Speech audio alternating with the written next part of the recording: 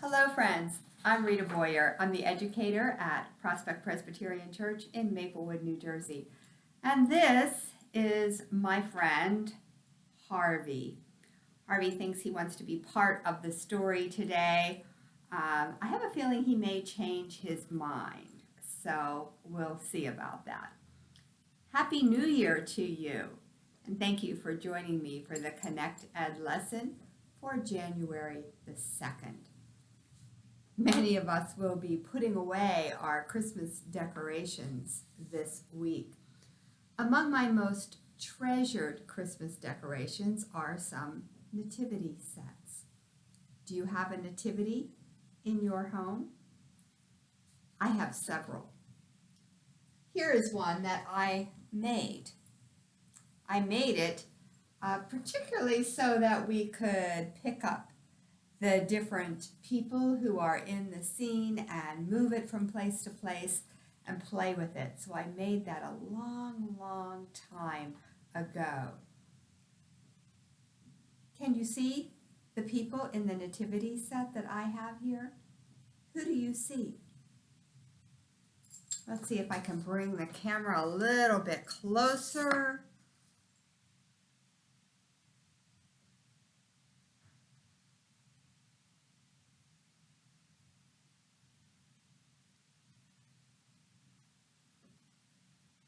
And who did you notice?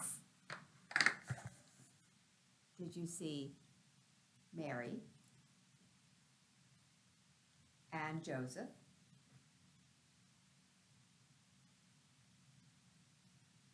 There's Joseph. And some people who are holding gifts and wearing crowns. There's another one.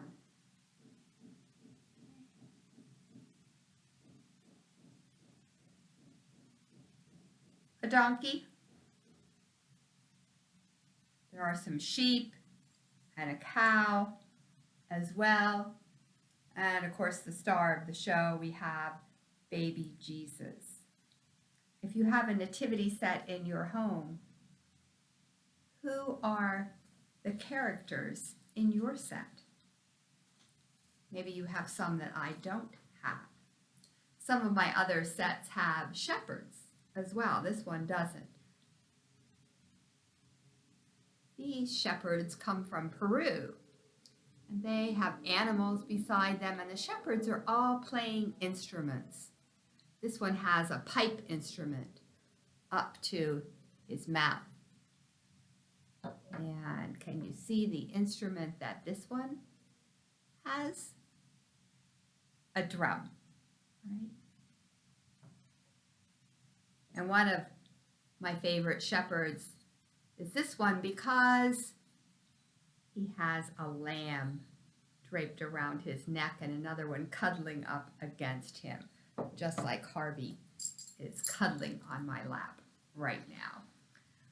Well, if you have a nativity set in your home, think about all of the different characters, maybe some animals, who are in your set.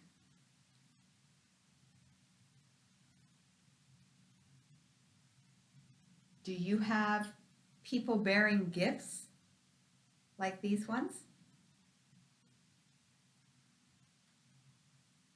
We usually call them Magi, wise ones.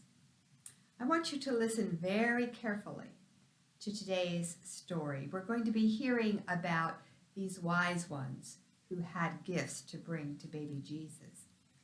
I want you to listen carefully because at the end of the story, I have some very tricky questions for you. Our story comes from Matthew chapter 2, verses 1 through 12, and is called The Magi Visit Jesus. I'm grateful to our friends at Seasons of the Spirit for giving me permission to use their curriculum and their version of this story online. A long time ago, some wise people who were called Magi were looking at the stars.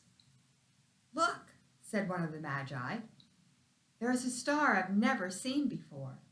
It's so bright, it makes all of the other stars appear dim. I think the stars are showing us that someone very special has been born. Let's find out who that is. Let's follow the light of the star. Then we might find the child who's been born. And so the wise Magi gathered together the most special gifts that they could find. First, they chose bright, shiny gold. Then they chose some frankincense. It's an incense that smelled wonderful, spicy, and fragrant. Finally, they chose some myrrh, a wonderful, sweet-smelling lotion. The Magi packed up their gifts. And then they packed up some food and water and other supplies. They had a long journey ahead of them. They rested during the daytime and traveled at night. It may seem odd. After all, when I go on a journey, I travel in the daytime and rest at night. But they were following a star, and you can only see the stars at night. And so for many, many days they rested, and for many, many nights they traveled, following the shining star. Finally, the Magi arrived in Jerusalem. At once they went to the palace of King Herod and said to him, "The stars tell us about a special child. Do you know where we can find this child?" King Herod was worried. He was worried this special child might try to be king instead of him. He told the Magi, "My helpers tell me that this child is in Bethlehem. After you have found him, come and tell me where, that I will go and visit him." The Magi sent out again and followed the star. Soon it stopped over a house. Who do you think the Magi found inside the house? They found Mary and the little Jesus. The Magi rejoiced that they had found the child. They knelt and gave little Jesus their gifts, the gold, the frankincense, and the myrrh. When the Magi lay down to sleep that night, they had a dream. The dream told them not to tell King Herod where little Jesus was. So the next morning, they went home a different way. I wonder why it might be dangerous for the Magi to tell Herod where Jesus was.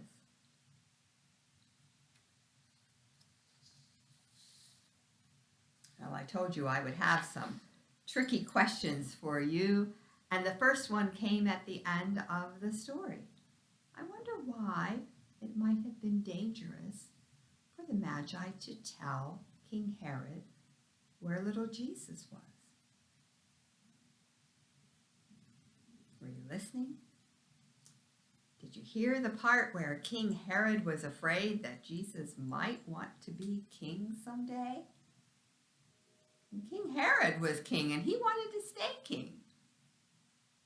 And so the Magi thought that it was best that they go home a different way and not tell Herod where Jesus was, so that they could protect him in case Herod wanted to do him harm.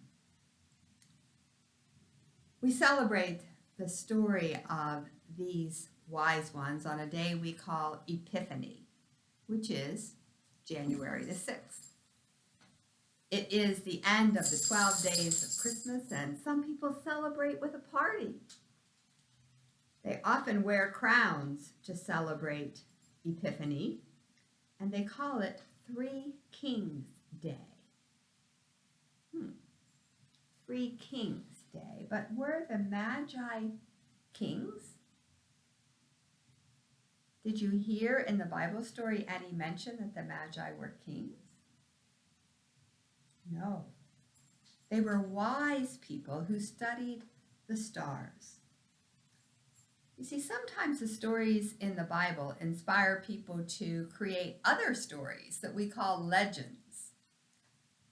And sometimes they inspire people to write songs, like We Three Kings of Orient Are. It's a wonderful song based on a legend, but it's not exactly what we find in the Bible. These wise ones are wearing crowns. And in some of my other nativity sets, they're wearing crowns as well.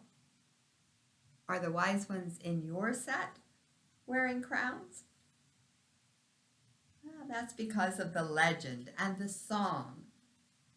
But we know that in the Bible story, they're not really kings, but they are very, very wise.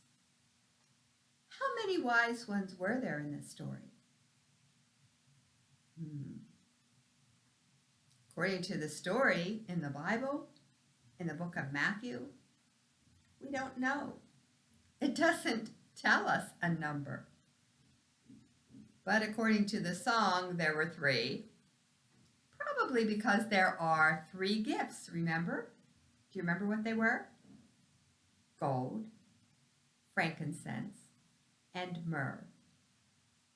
But more than 3 people could have brought 3 gifts. Do you think any of the wise ones were women? I'm sure there were women who traveled with them. They probably traveled in a very large caravan, and there were probably many, many more than 3. Another tricky question. Are you ready? Did the wise ones go to the stable to find Mary and Joseph and baby Jesus? After all, that's what our nativity sets show, right? They're all at the stable. Not according to the Bible story. It was a long journey. By the time they got there, Mary and Joseph and Jesus had left. They were no longer in the stable. Jesus was a little bit older by the time they got there. The Bible story tells us that they found Mary and Jesus in a house. Joseph may have been working in the carpenter shop that day. Well, those were tricky questions, weren't they? If they tricked you, don't worry about it, because most adults would be very surprised to hear the answers to those questions. I told you that people wear crowns to celebrate Epiphany. If you would like to make a crown and celebrate later this week, on January 6th, you can find this crown printable activity at ppcfaithformation.org on the children's page. Would you please pray with me? Loving God, help us to be wise enough to follow you. We thank you that you guide us and you show us the way. Amen. And maybe this week, as you celebrate Epiphany, you can think about what gifts you would bring Jesus. Thanks for joining me. Have a great week and a great Epiphany, no matter how you celebrate it.